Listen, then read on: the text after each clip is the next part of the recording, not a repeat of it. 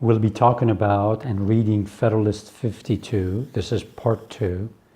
Please listen to part 1 if you haven't already. I've told you that I will show you different editions of the Federalist Papers.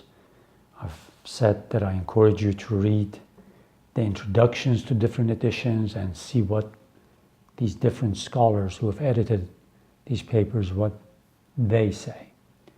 This is the Penguin Classics edition of the Federalist Papers, and it's edited by Isaac Kramnik, Kramnick.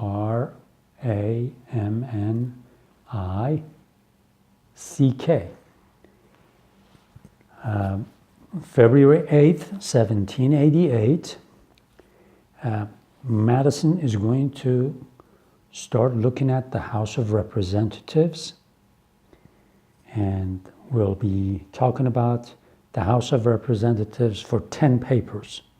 Okay. So I'll start reading from the more general inquiries pursued in the 4 last papers.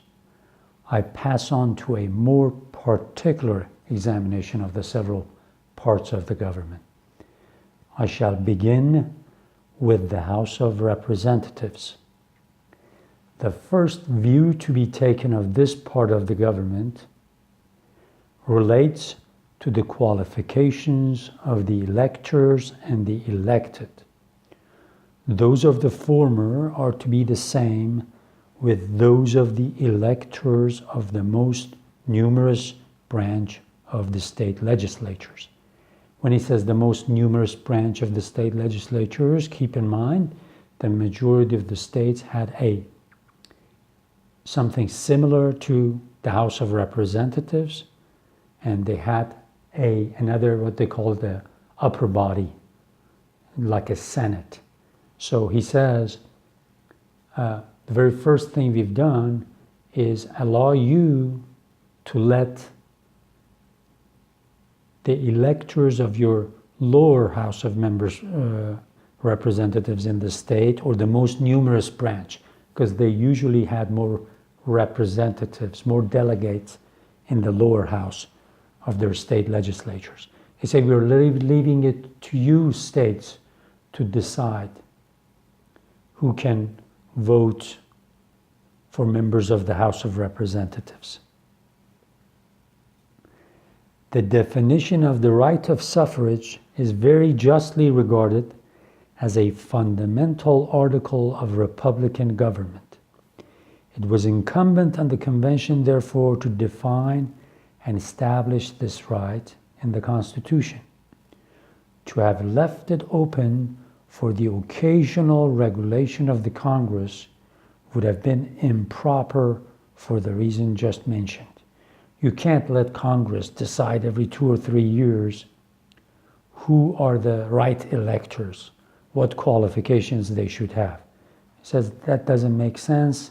It'll create chaos, and that is not good. To have submitted it to the legislative discretion of the states would have been improper for the same reason, and for the additional reason that it would have rendered too dependent on the state governments that branch of the federal government which ought to be dependent on the people alone. And yes, we wanted to make sure that the qualifications required from your state to vote for the members of the House of Representatives in the federal body are in the Constitution of your state, and not in the hands of your state legislators, because the state legislators might just decide they want to mess up the work of the federal government and change the election date or election intervals. He says, no, we're going to go with what is in your Constitution, because the Constitution of the state is where the majority of the people, eligible voters, have decided on what is their fundamental law as far as that state goes. To have reduced the different qualification in the different states to one uniform rule would probably have been as dissatisfactory to some of the states as it would have been difficult to the convention. The provision made by the convention appears therefore to be the best that lay within their option. It must be satisfactory to every state because it's conformable to the standard already established or which may be established by the state itself. So we had to come up with a compromise. We had to figure out a way that the delegates from all the states that were in the Federal Convention would agree to. Again, he's indirectly saying it's not the perfect solution, but it is a solution that everybody could agree to. It will be safe to the United States because being fixed by the state constitution, it is not alterable by the state governments, and it cannot be feared that people of the states will alter this part of their constitutions in such a manner as to abridge the rights secured to them by the federal constitution. The next paragraph reads, the qualifications of the elected being less carefully and properly defined by the late constitutions and being at the same time more susceptible of uniformity have been very properly considered and regulated by the convention. A representative of the United States must be of the age of 25 years old, 25 years, must have been 7 years a citizen of the United States. So these are the important factual things that you have to remember. Whoever who wants to run for House of Representatives should be 25 years old, should be citizen of the United States for at least 7 years, must at the time of his election be an inhabitant of the state he is to represent. Nowadays they call it a resident of the state he is to represent.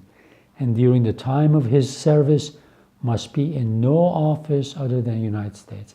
In other words, he can't hold a position in a state legislature or anything that has to do with any of the state offices and then be in the federal government at the same time.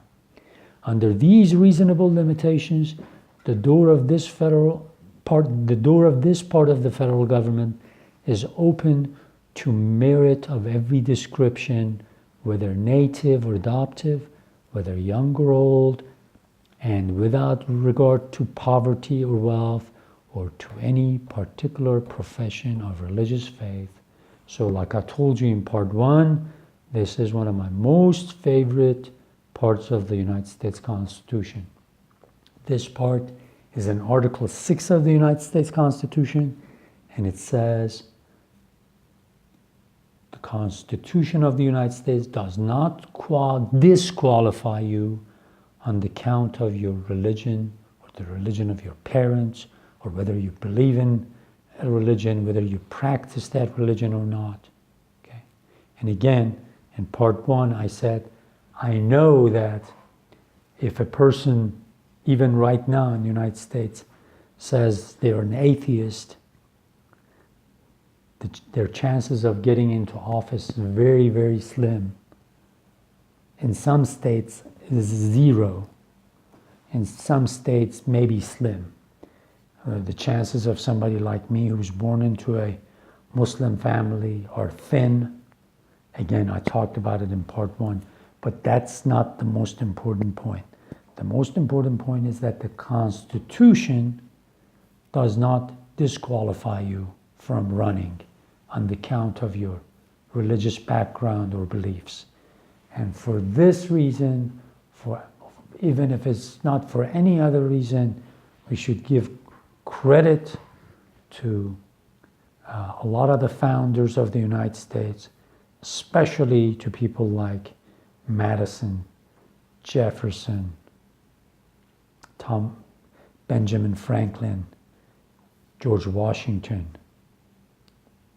and a few of the other founders, that they realized that this Constitution, they have to frame it in a way that future circumstances arise, that this Constitution would be flexible enough to be suited for, because they knew that people have prejudices and quite a bit of prejudices, but with time, these prejudices will go away.